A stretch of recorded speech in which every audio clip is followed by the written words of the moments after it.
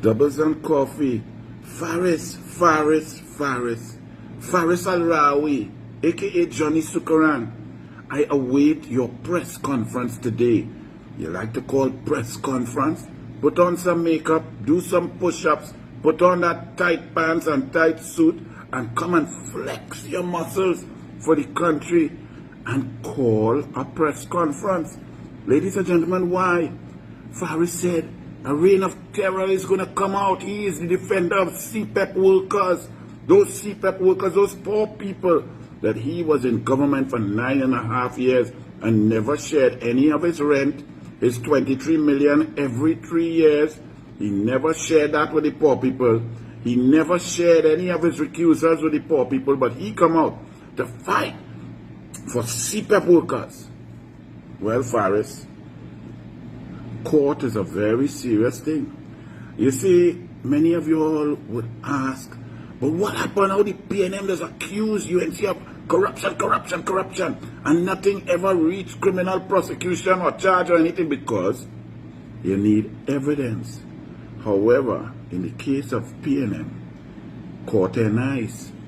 They want to pretend that you're going to court to protect CPEP contractors that Foster call PNM citizens, whose contracts had existing time on it, some up to 18 months still to go, and you rush to go and extend it another 3 years, all up to 2029, committing the taxpayers, you the people, to $1.4 billion. And the key is, without cabinet approval. You cannot expend taxpayers' money without cabinet approval, with the rationale, the reasoning, the approval, the recommendation, the agreement, the confirmation of cabinet to spend taxpayers' money, or else it's illegal, illegitimate, and criminal. This is not a parlor. The money does not belong to the cabinet ministers and those who are getting their salary to run ministries. That's why they are permanent secretaries. That's why there's the public service. That's why there's process and procedure. In this case, the cabinet secretariat. And already you also in a previous Doubles and Coffee, I read out for you what purported to be a CPEP board note saying that cabinet had approved and a cabinet had agreed without attaching the pink piece of paper, the confirmed minute showing a cabinet decision. A cabinet decision is not communicated by hearsay, he say, she say, them say, listen to he, I believe he, I don't believe she. There's a process. And if a board note is to be approved, especially commit $1.4 billion, then the cabinet minute that confirmed the decision and has the cabinet note that was discussed by the cabinet, approved by the cabinet. By the way, as I say, not Stuart Young, you're very silent. You were the selected prime minister.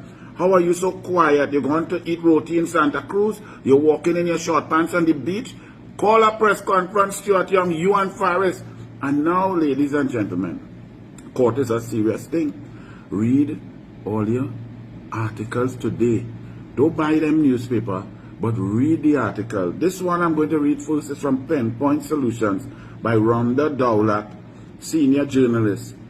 And it says, Faris Al-Rawi implicated in $1.4 billion CPEP contract scandal.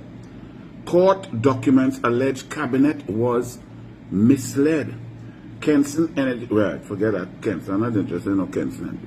Former Minister of Rural Development and Local Government Faris Al-Rawi has been directly implicated in a widening scandal surrounding the CPEP Company Limited, involving the alleged misrepresentation of cabinet approval for the extension of hundreds of contractor agreements, an act now linked to an estimated $1.4 billion in taxpayer exposure.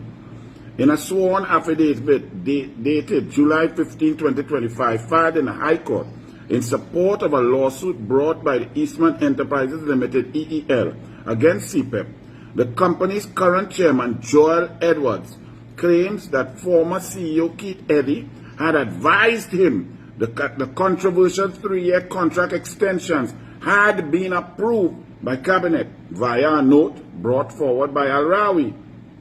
The matter relates to a 2025 CPEP decision to extend 367 contractor agreements by 3 years, a move later reversed under new executive leadership. Eastman, one of the affected contractors, is now suing for breach of contract. The affidavit states that such a letter was issued only after assurances was allegedly given that Cabinet had approved the extensions. However, the affidavit goes further. Edwards claims that after assuming the chairmanship, he sought formal documents of the Cabinet's approval and was advised by CPEP's new CEO that no such Cabinet minute or note exists. This directly challenges the legal foundation on which the letters of comfort were issued and raises critical questions about how the process was initiated in the first place. WhatsApp conversations disclosed by former CEO Keith Eddy further deepened the controversy. Eddy, responding to Edwards' claim that there had been a mistaken belief in Cabinet approval. That's an amazing one. A mistaken belief. How you reach a mistaken? Let me do editorialize it. All you listen for all yourself.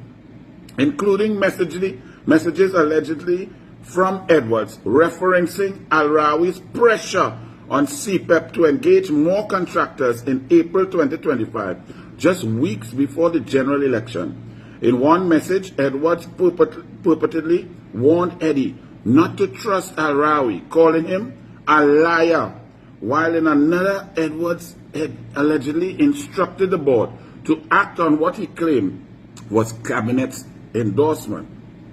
Also referenced in conversation involving Sadiq Hussain, a former change manager at the ministry and described by Eddy as Al-Rawi's right-hand man. Al-Rawi, you have plenty right-hand man, boy.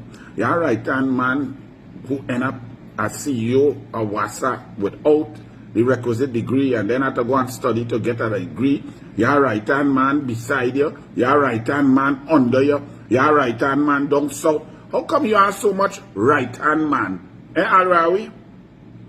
The situation has calculated deception that manipulated CPEP's internal governance and misled its board.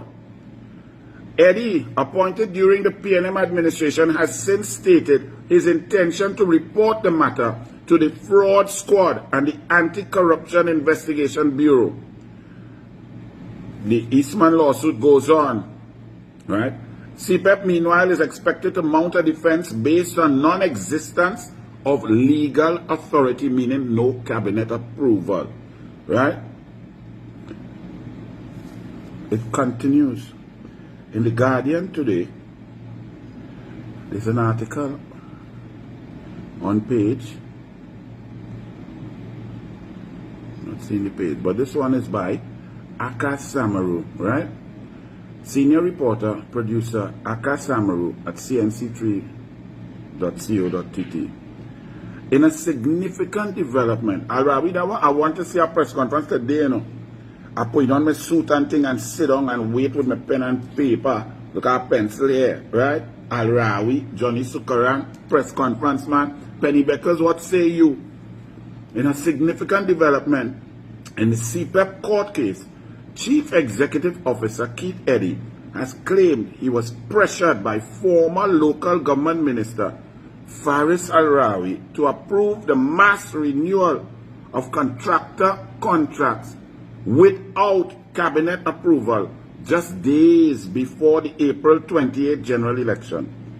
Eddy, in a sworn affidavit under threat of perjury, sworn affidavit. Man, don't lie in there. It's only PNM lie more does lie on affidavit and perjure themselves. Said such a move was unprecedented during his 9-year tenure at the state-owned company. He's also challenging an affidavit by former CPEP chairman Joel Edwards, who denied that Cabinet approval was required. Good luck to you. We already have from the Permanent Secretary, Ministry of Finance, that for something like that, for that expenditure, cabinet approval is required. Is required. No taxpayers' dollars could be expended and committed like that without cabinet approval. It's illegal, illegitimate, and criminal. Eddie has disputed that claim, accusing Edwards of misrepresentation. In his affidavit, Eddie said the proposed contract extension would have cost the state estimated $1.4 billion, and given the scale of the expenditure, prior cabinet approval was necessary, particularly since the contracts were to be extended for up to 3 years, not just one.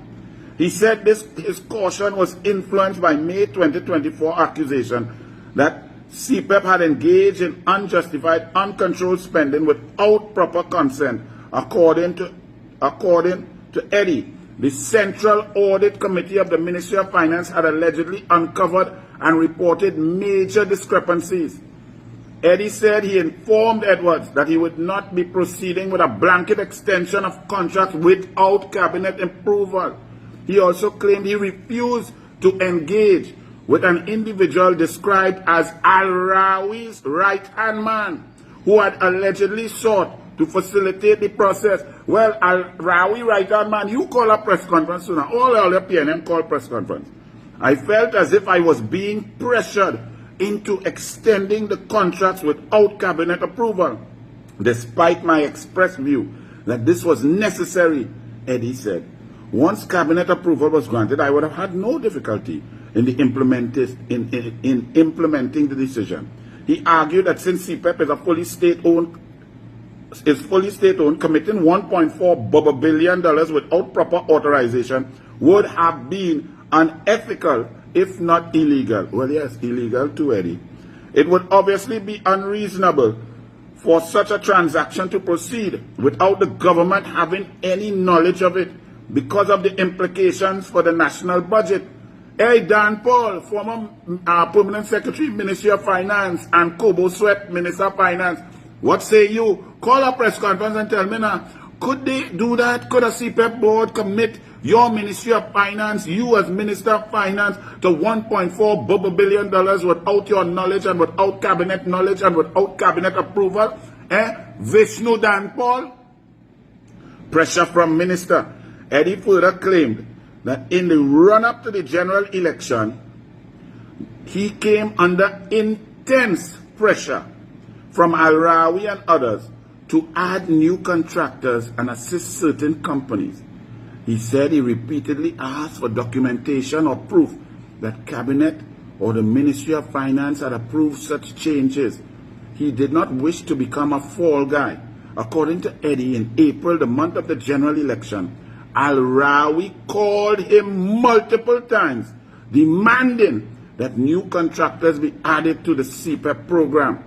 I was extremely concerned about his aggressive and demanding nature because I was being asked to add these contractors without any correspondent increase in funding, far less approval from the Ministry of Finance, he said.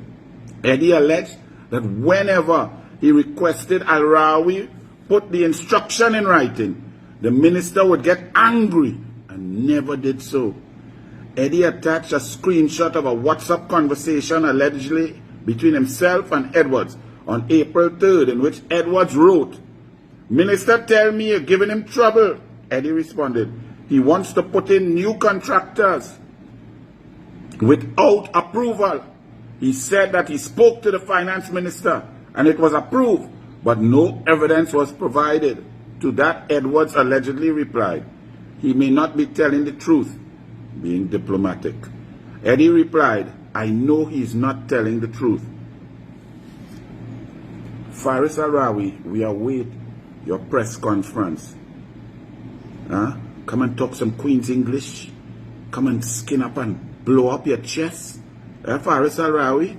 And yes, I want you going to court and bully too, and shout down too, and give instructions. Go. And to all of you citizens, you now know and you continue to know to leave Faris Al-Rawi, Johnny Sukaran, and the whole PNM band of corrupt thieves right where they are. Bless.